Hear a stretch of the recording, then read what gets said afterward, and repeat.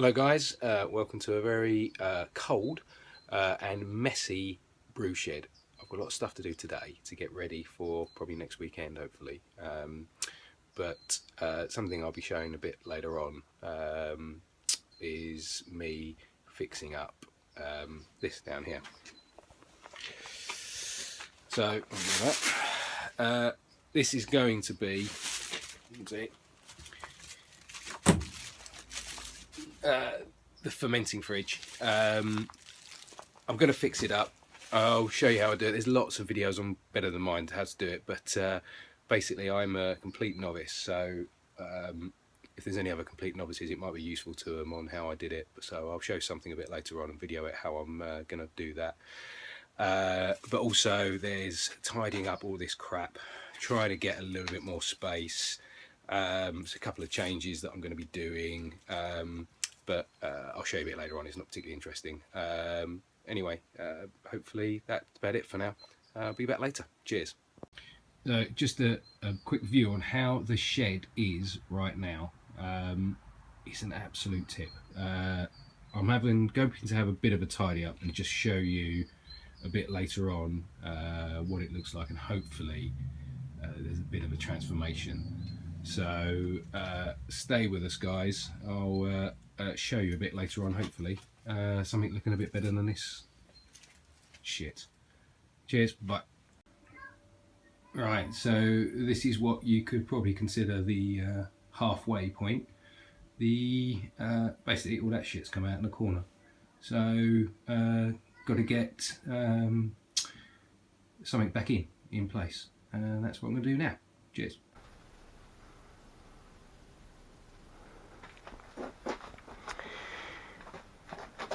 Right, welcome back guys. This is actually take 2 of this video. It's now Monday night. It's the 23rd of Jan, and I'm having to do this video again because I did record this last night but managed to delete it, so that was a bit naff. But anyway, I wanted to finish off the bit of coverage that I did yesterday and just show you where I ended up in the shed. Well, you can see everything from underneath is now gone, been demolished and put back, so there's a little bit more space in here to store my stuff and do my brews and things like that. So bit better. There's still a little bit more work to do. I've got a new worktop coming, so that will come tomorrow hopefully and be put up here, and so that should finish off that part of the plan, and then hopefully onwards and upwards. But if I just show you quickly what I've done with the fridge, unfortunately I can't show you obviously me actually doing it because I lost that footage now, but I'll show you what I did and just try to talk you through how it ended up, because like I said before, if anyone is a bit of a novice like me and wants to know how to do this, I can point them in the right direction, that's for sure. And if I can do it, anyone can, trust me. So inside. So what we've got in here now, bring it down. We've got the patio heater, which has been put in there. That's nice and warm in there now. And this is just mounted on a couple of blocks. This whole fridge, I used a video by NewToHomeBrew Tom. And I followed it exactly to his way of doing it. So he put his on blocks, mainly because it says it helps circulate the heat to give it a little bit more gap from the bottom. So just mounted on that. It's freestanding. It's not really bolted into the ground. I've got to give a bit of a tidy up, sweep up in here. Sorry about that. But yeah, so mounted on blocks.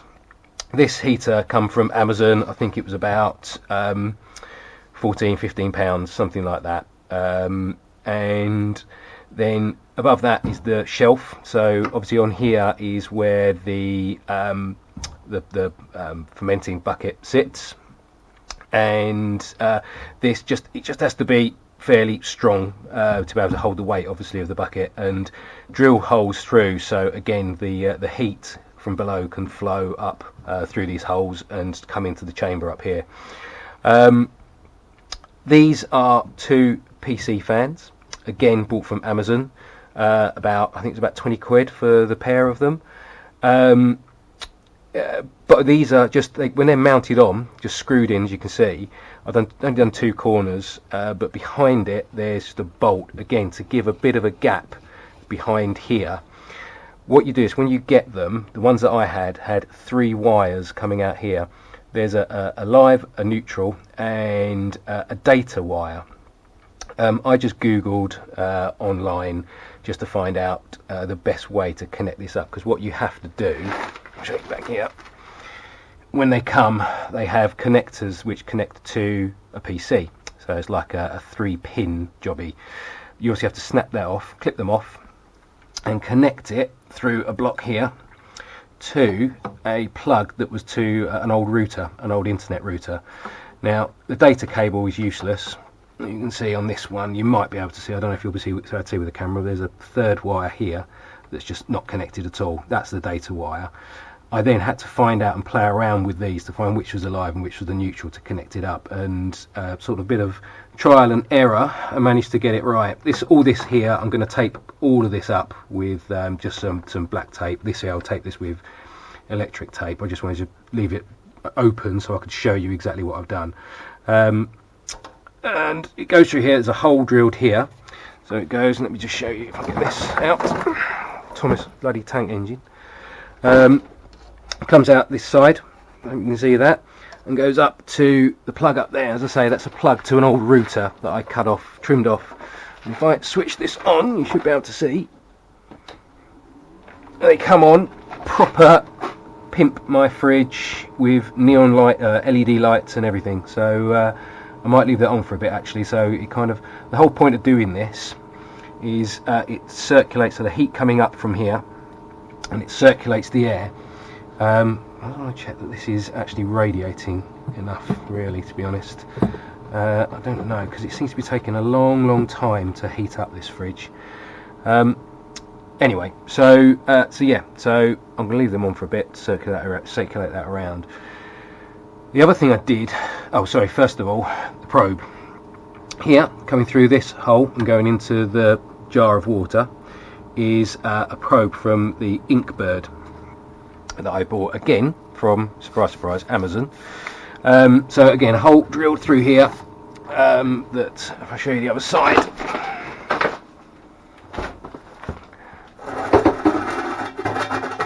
there we go, it's coming through here and goes up through to the hole through there, going up to the Inkbird, which I'll show you in a sec.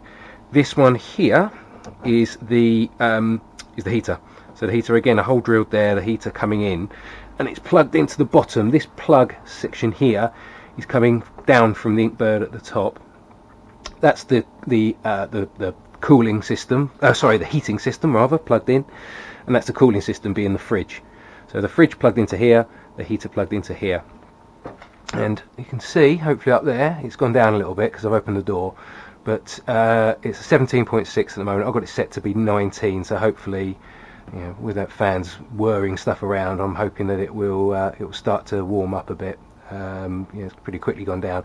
It's taken a long time to warm up, but it has been so cold out in the shed at the moment, so it's not really that surprising, but I'm going to keep an eye on that anyway.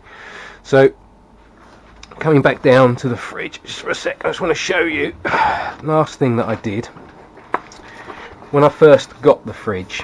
Here you can just see the outline was where the fridge light and the thermostat was in here, and there was a big sort of like extension bit that came out here. The thermostat had a sort of dial on it that you sort of like dial up for the temperature that you want the fridge to be. So what I had to do was you have to override the thermostat, because you otherwise it could sort of, the fridge could start to kick in when you get, particularly if you want it to be lower temperatures when you're cold crashing or anything like that. Sometimes the thermostat kicks in and can stop the fridge going or stop the temperature going to a certain level. So you have to override the thermostat. So what I did, that came from a video by Homebrew Chris. Remove this, take it off, and when he did it, you'll see behind all of this are all the electrics that the fridge have. To get the you have to remove the thermostat. To do that, I had to remove the knob from the outside, just yank it off, and there's a bolt that had to be unscrewed just at the bottom of where the knob came off. Unscrew that, and then the thermostat kind of pops out the other side. At the back of the thermostat were the electrics going into the top of the thermostat and coming out from the bottom. In the top was an earth, I think it was a neutral, a brown again went in, and a white coming in. I think it was actually no, it was the white going in from the top and the brown coming out from the bottom. So what I had to do, earth was completely cut off, didn't need it at all. I don't think you can see it up there. You might be able to if I get a bit closer. Up there is a brown wire and a white wire. All I did, those two, in here there's another electric connector block. Both of these are literally connected together, just going in both into the same side into the electric connector block. So if it was here, they'd both be wired together and just going into one side. So the connector block up there is only one of these, it's like that, and they both are wired together going into one side. So coming out the other side is nothing. That brown and that white both together into one side, and it's been taped up there to keep out of the way. As I say, I'm going to put some more masking tape over here and everything just to get all these wires out of the way, to make sure that everything's okay. Yeah, so it seems to be working, but like I said earlier, it's taking a long time to warm up. I'm hoping that it gets there eventually, and after getting there once, it will hopefully remain there, or at least when I want it to, and only get down to lower temperatures when I need to. So, as I say, hopefully that's okay. If I shut this up now, you can see the temperature is going down again. It's because I had the door open. I'll just keep an eye on this, make sure that it gets up to temperature. As I say, it's taken a long time to do so. Make sure that door is properly closed. The descriptions and the videos by NewToHomeBrew Tom and Homebrew Chris are a lot better and a lot more hands-on than what I've just gone through there. So I'll put links to both of those videos down below. But hopefully this will get up to 19 degrees ish, and it'll be a good place and a better place, more suitable place for me to do my homebrews, and especially for the upcoming supercharger this weekend, hopefully, with any luck. So that's it. There's as I say, guys, there's a couple more bits that I'm going to need to change here. So the worktop, which comes tomorrow, so I'll do that tomorrow night. And but apart from that, I think I'm ready to go for the weekend, and I am looking forward to it, chomping at the bit actually to get at it. So that's it, guys. Thanks very much. Like, subscribe, comment, whatever you want to do down below, and I'll see you again soon. Cheers. Sorry fellas, I know I'm doing this in installments, but I thought, seeing as I had the opportunity, because I kept on delaying posting this on, I would just show you where we ended up, or where I ended up in the end, in the brew shed. So yeah, got the new worktop on now. Everything's sort of nice and tidy underneath. Bits and bobs sort of like on top. So yeah, I'm quite pleased with that, and all ready to rock and roll next week. Cheers, guys. You put the beer in the coconut and drink it all up. You put the beer in the coconut and throw the can away.